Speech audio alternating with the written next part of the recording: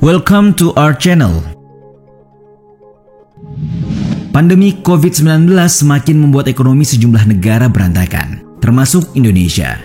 Bahkan sebelum pandemi menimpa setiap negara, perekonomian Indonesia tidak stabil, sehingga harus menambah utang dengan jumlah yang besar.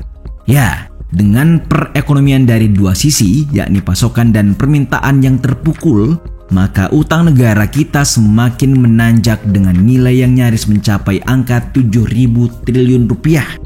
Hal tersebut menimbulkan kecemasan dari berbagai pihak, mengingat terdapat beberapa negara yang bangkrut karena terlilit utang. Nah, negara apa sajakah itu?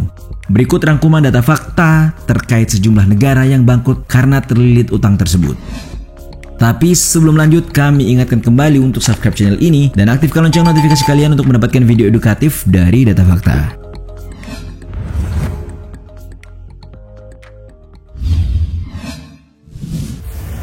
Yunani. Utang merupakan hal yang krusial karena negara bisa saja bangkrut jika tidak mampu membayarnya. Seperti negara yang dikenal melahirkan budaya dunia barat ini, diketahui bangkrut karena utang yang menumpuk. Melansir laman cnnindonesia.com, Yunani tidak dapat membayar utang senilai 183 miliar US dollar atau setara dengan 1.987 triliun rupiah pada tahun 2012. Yunani disebutkan menyandang status bangkrut pada tahun 2015 karena lonjakan utang senilai 360 miliar US dollar atau sebesar 5.184 triliun rupiah yang membuat jumlah orang miskin meningkat.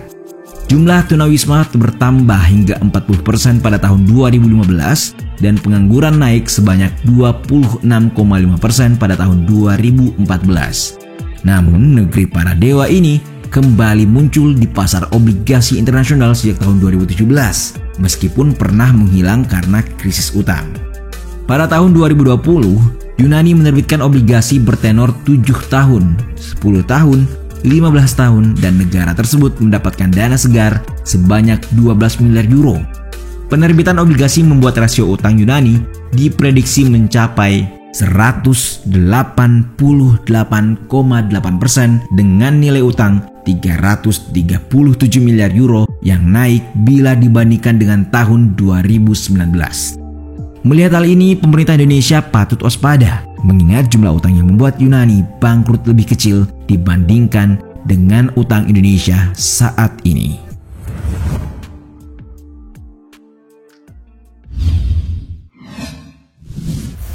Argentina. Ternyata negara sekelas Argentina pun ikut mengalami krisis ekonomi hingga merasakan bangkrut. Mengutip laporan pikiranrakyat.com, korupsi yang merajalela diketahui sebagai penyebab bangkrutnya Argentina. Pada tahun 2001, negara asal bintang sepak bola Lionel Messi ini dinobatkan bangkrut karena gagal membayar utang negara sebanyak 100 miliar US dollar. Selain itu, tingkat pengangguran juga melonjak sebanyak 25% dan nyaris 40.000 tunawisma baru yang hidup mengais sampah. Argentina gagal bayar utang ke kreditur. Situasi tersebut berawal dari kebijakan pemerintah yang menerapkan 1 US dollar senilai dengan 1 peso Argentina. Kebijakan yang tidak akurat ini membuat masyarakat pun panik dan berbondong-bondong menarik uang di bank. Argentina pun mengajukan pinjaman sebesar 50 miliar US dollar atau setara dengan 720 triliun rupiah ke Dana Moneter Internasional atau IMF pada tahun 2018 untuk menangani krisis ekonomi.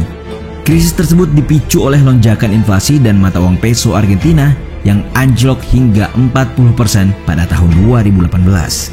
Pada tahun ini, Argentina mengungkapkan tidak dapat membayar utang ke IMF senilai 45 miliar US dollar atau sebanyak 684 triliun rupiah.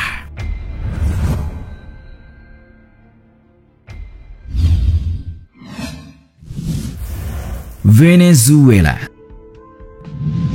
Walaupun dikenal sebagai negara yang kaya akan sumber daya alam, utang dan kebangkrutan berhasil menindas kejayaan ekonomi negara yang dahulunya sejahtera ini.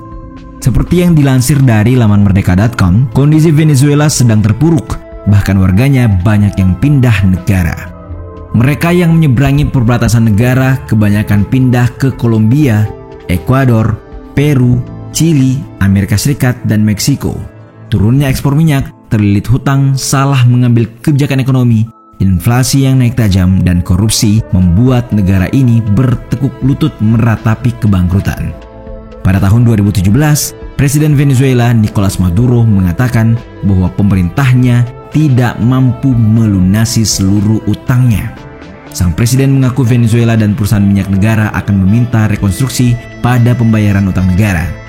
Venezuela diketahui mempunyai utang di sejumlah negara, yakni China dan Rusia, yang melonjak serta membuat jumlah masyarakat miskin ikut meningkat. Sebagian warga miskin tidak mampu membeli bahan pokok karena harga melambung tinggi yang tidak sebanding dengan upah mereka. Ternyata, negara yang kaya raya dengan minyak pun bukan jaminan untuk tidak merasakan kebangkrutan.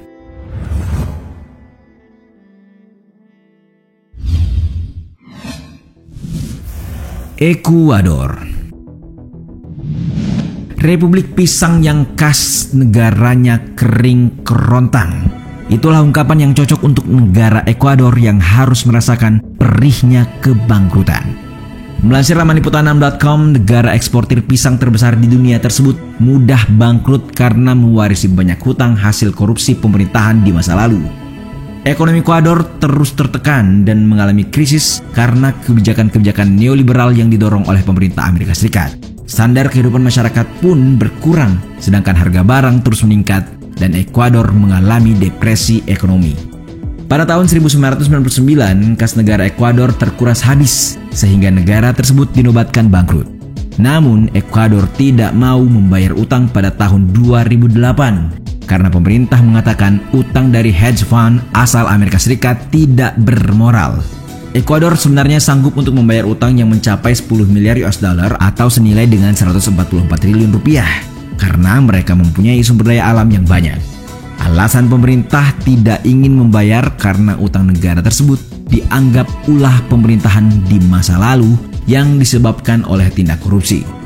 Negara Amerika Selatan itu pun mendapat pinjaman sebesar 643 juta US dollar atau setara dengan 9,25 triliun rupiah dari IMF pada tahun 2020. Dana yang lumayan besar tersebut digunakan sebagai pembiayaan untuk menangani pandemi COVID-19.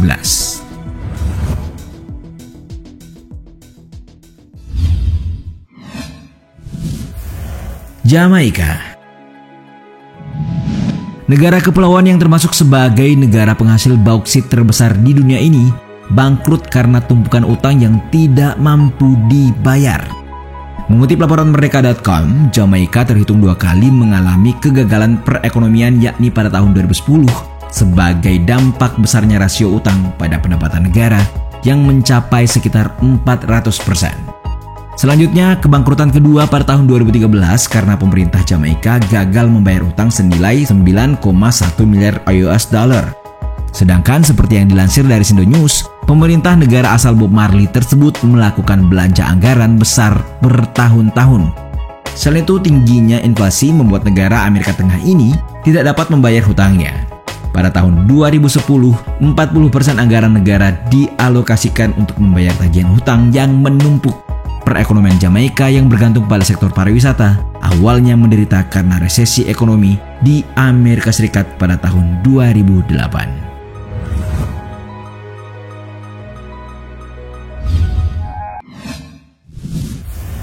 Nauru. Sama seperti Venezuela, Nauru juga dahulunya dikenal sebagai negara yang mempunyai kekayaan yang melimpah tetapi mengalami krisis ekonomi.